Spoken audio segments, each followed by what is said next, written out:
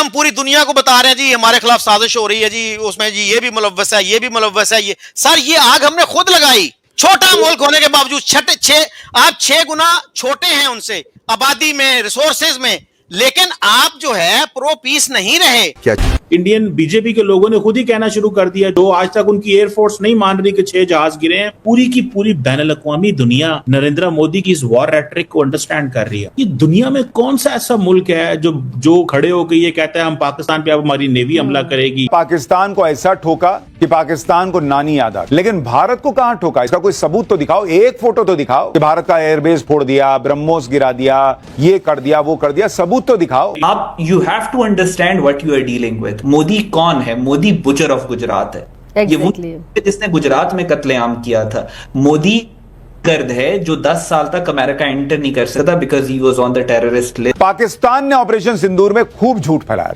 विदेशी मीडिया ने भी भारत के खिलाफ माहौल बनाया था और इसी के सहारे असीम मुनीर फर्जी फील्ड मार्शल बन गया। लेकिन अजीत डोभाल ने आज सबको एक्सपोज कर कि एक शीशा भी भारत का नहीं टूटा। अगर तुमने कांच का शीशा तोड़ा है तो उसका प्रूफ दे दो हमें। चाइना ने बहुत पहले डिसाइड करा कि सिर्फ मिसाइल, बम, पटाखे, गोली, submarine, aircraft carrier 5th generation ये काफी नहीं है आज की लड़ाई में। ये बिल्कुल भी काफी नहीं है। पाकिस्तान को सीरियसली जंग तैयारी करनी चाहिए क्योंकि अब इंडिया आपसे जंग करेगा। आज करे, 1 हफ्ते बाद करे, महीने बाद करे, 6 महीने बाद करे। उसकी ये एरोगेंस है ही इसीलिए कि उसको मालूम है कि जब उसने जंग करनी है और बड़े बड़े इलाके पर कब्जा करना है उसने पाकिस्तान के, तो वो आपसे बात क्यों करेगा। पाकिस्तान की एकड़ी जो है वो निकाल देंगे, बल्कि आधी से ज्यादा तो इस वक्त तक निकल जानी चाहिए थी। मेरे ख्याल में सब कुछ निकल गया लेकिन एकड़ी बाकी है।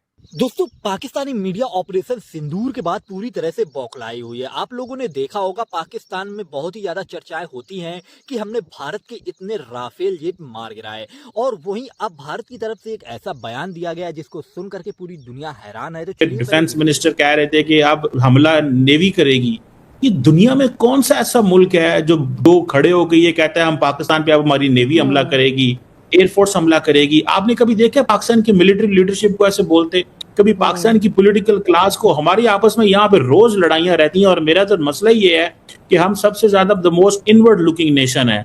हमारे लीडर्स, हमारे पॉलिटिशियंस कभी इस तरह की बातें नहीं करते जिस तरह के आप देखें वहां पे पॉलिटिकल क्लास बोल रही है। मिलिट्री हुकूमत को कह रही है कि तुम हमें state of the art weapon लेके दो, हमें स्टेल्थ जेट्स लेके दो, तुम हमें आत्मनिर्भर भारत पे लगा दिया है। इंडिजिनस डेवलपमेंट होनी कोई नहीं है, इंडिजिनसली वेपन्स हमें या जहाज मिलने कोई नहीं है। सो आपको क्राइसिस नजर आ रहा है भारत के अंदर, और ये सिर्फ इस वजह से है कि नरेंद्र मोदी साहब अपने पॉलिटिकल ऑब्जेक्टिव्स चाहते हैं। अहमद, आप पूरी सूरत हाल को कैसे देख रहे हैं? अब ये सवामी उनकी जानिब से जो बीजेपी के हैं उन्होंने बिलाकर एतराफ कर लिया कि हालिया जंग में पाकिस्तान ने भारत के 5 तैयारे मार गिराए हैं। अब इनके अपने अंदर से आवाजें उठने लगी हैं।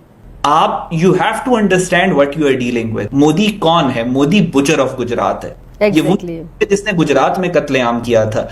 मोदी गर्द है जो 10 साल तक अमेरिका एंटर नहीं कर सकता था because he was on the terrorist list, और अब उस दहशतगर्द के पास एक फौज भी है और न्यूक्लियर ताकत भी है। सो दिस ये वो शख्स है नरेंद्र मोदी जिसको आपकी इंटरनेट पे तस्वीरें मौजूद हैं कि मैंने इसको वर्शिप करते हम देख सकते हैं बंदूकों की और तलवारों की।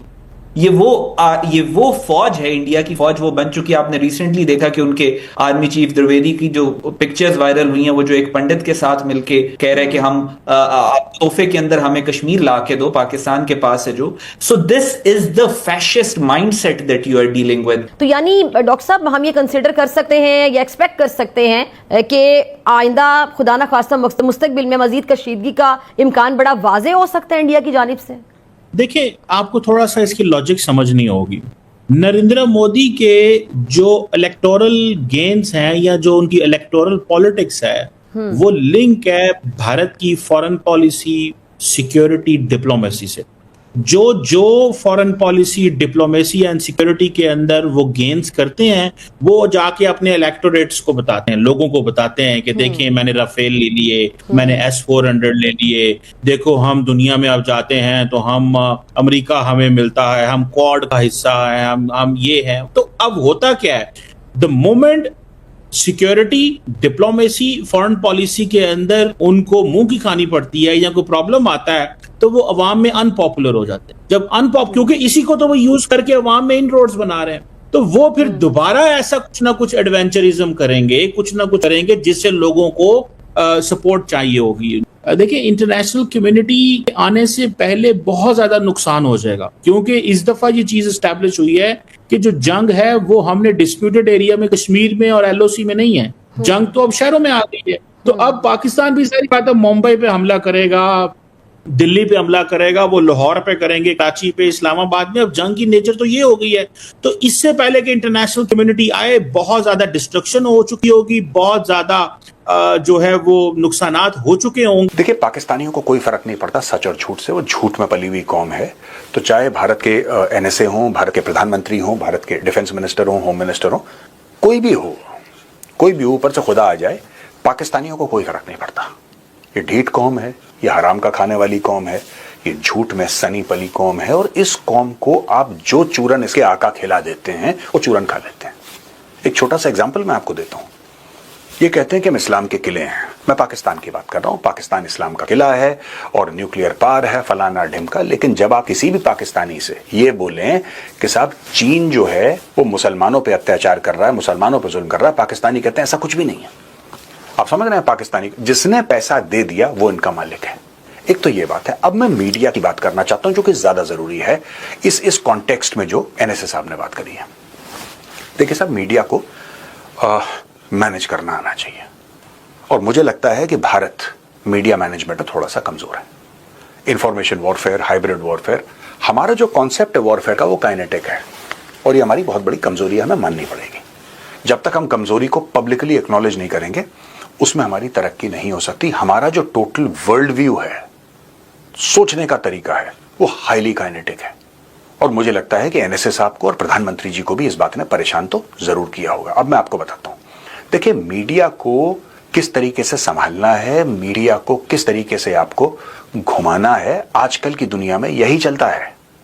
3 वॉरफेयर स्ट्रेटजी है, 3 वॉरफेयर डॉक्ट्रीन है चाइना की। ये 3 वॉरफेयर डॉक्ट्रीन है क्या? मैंने एक बार बहुत पहले बताया था, 2-3 साल पहले। आज मैं फिर रिपीट करता हूं।